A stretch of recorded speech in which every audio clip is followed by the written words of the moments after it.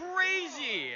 Oh my goodness! What is up, enthusiasts? It is Cedar Flags here, and welcome back to another one of my videos. Today, I'm not going to be talking about a certain point in speculation.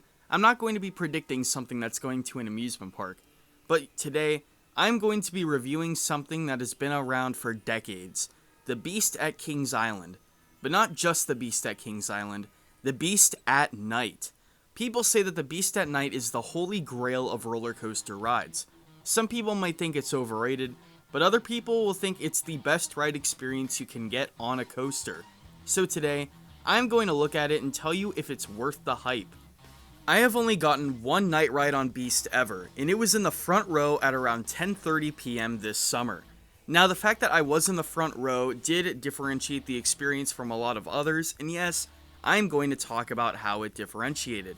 But today, I want to get into the spectacles and the amazingness of this night ride, and see if it is the best night ride out there, and truly the holy grail of coaster rides. This is Cedar Flags, and today I will be going over the Beast Night Ride and seeing if it's worth the hype.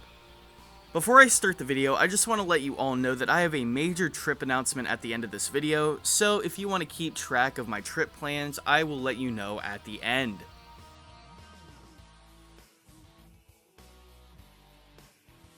So, it was around 10:30 p.m. There were fireworks at Kings Island at the time, so the Beast wasn't allowed to run. Now, if you don't know, when the fireworks launch off in the back of the park, the Beast is not allowed to run because it interferes with the plot of land.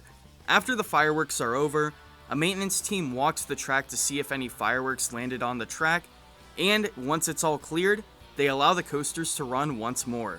This is a pretty interesting tactic, and I'm pretty glad that this happens, and I think it's pretty creative of the park to actually walk the track and see if there's any remnants. By then, the sun was down and we were in complete pitch darkness. Now, we were 4 hours away from the Airbnb we were going to, so we realized it was a little late, which might be a big con to some people, but I didn't find it to be much of a con because what other experience am I going to get a Beast Night Ride? I mean, people say it's absolutely incredible. So, once we get into the station, we are greeted by applause, cheers, and laughter. Take the hype you get in the stations of Millennium Force and Fury 325 and multiply that by 10. The people in the station at night on Beast are absolutely legendary. You have the ride operators cheering on the crowd, and you have the crowd cheering on the ride ops. And once that first train comes in for the night rides on Beast, people are going absolutely nuts. Singing songs, cheering, screaming, hollering. It's chaos, but in the best way possible. You have everything lit up. It all just seems like a great aesthetically pleasing experience, and you look over at the track and see barely anything besides the light at the top of the lift. Me and my friend get into the front row, and we are more than ready. You go into that massive right-hand turn, and everyone is just going nuts. The ride hasn't even started yet, and people are excited. The Beast at Night is a very coveted ride experience, and it is about to begin. Once you go up the lift, the only light you could see is the light from the rest of the park and the light at the very, very top of the lift.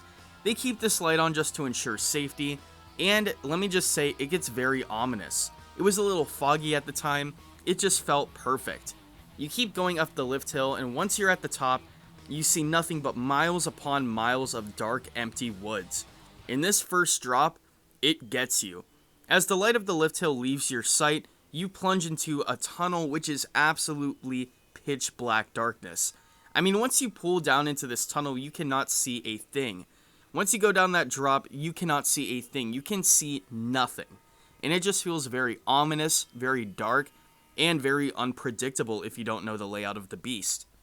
Once you pull out of that tunnel, you go into a left-hand turn and go out into the night sky.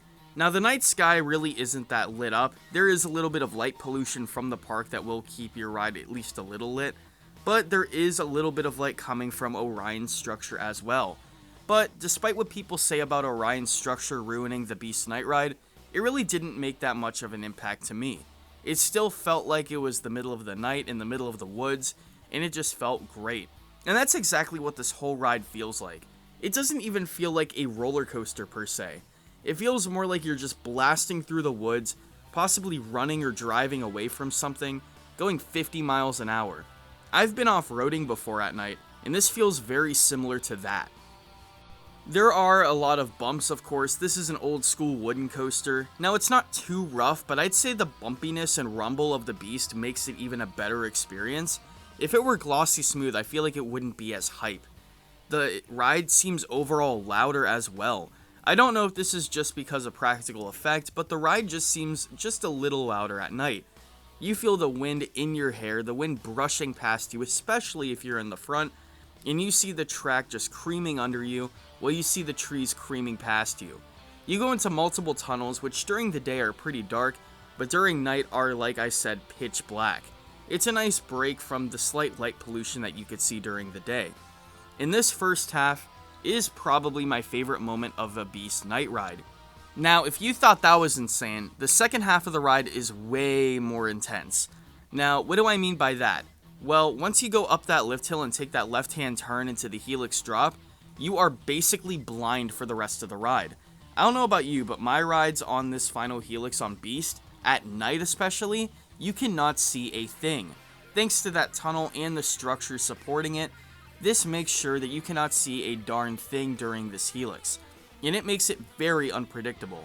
I don't care how many times you could ride Beast, I could not see when we were going to start turning. If you know the layout of the Beast, you obviously know that this Helix is abrupt and starts randomly. Now, during the day you could see when that turn starts, but at night, you are absolutely clueless. And so you are just anticipating and bracing for it, and that just adds on to the thrill. Once you go into that Helix, you are in pitch black darkness with a loud rumble, and that Helix is basically all of that. It is one of my favorite parts of a night ride on Beast, and is really an unforgettable moment. Now, you go into that final brake run, and you just hear all the screams and applause of the crowds and the people on the train. It is really an unforgivable experience. So now I want to get to the question, is the Beast night ride worth the hype?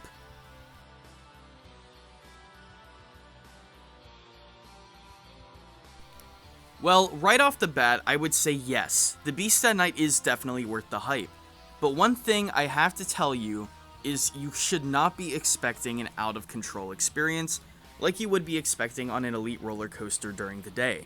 If you're a fan of extreme airtime and intensity machines like I am, a lot of people are, but this ride is not going to provide that. Like I said earlier in the video, this ride does not feel like a roller coaster at night.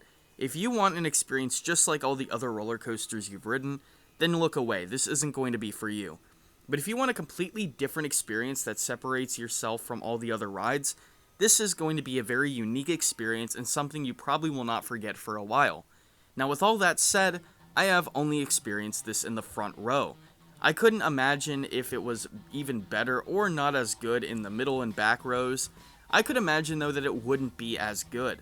And I don't know if the ride is necessarily going to be worth the hype in any row besides the front.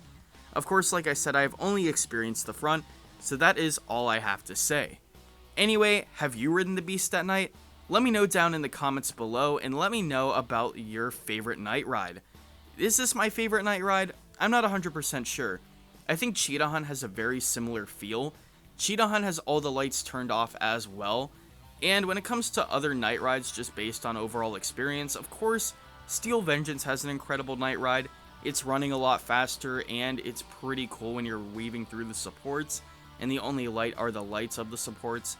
But anyway, what do you think? Let me know down in the comments below, and let me know what I should do in my next videos. Now for the little trip announcement, I will be adding on to my coaster count in November. I'm going to go up to the American Dream Mall in East Rutherford, New Jersey to collect some new credits. That is right, Cedar Flags is going to ride Shellraiser, Sandy's Blasting Bronco, Shredder, Slime Streak, Timmy's Half Pipe Havoc, and I'm going to have a great time doing it. I also might be stopping somewhere on the way and on the way back, and I will make sure to make a mega vlog out of it.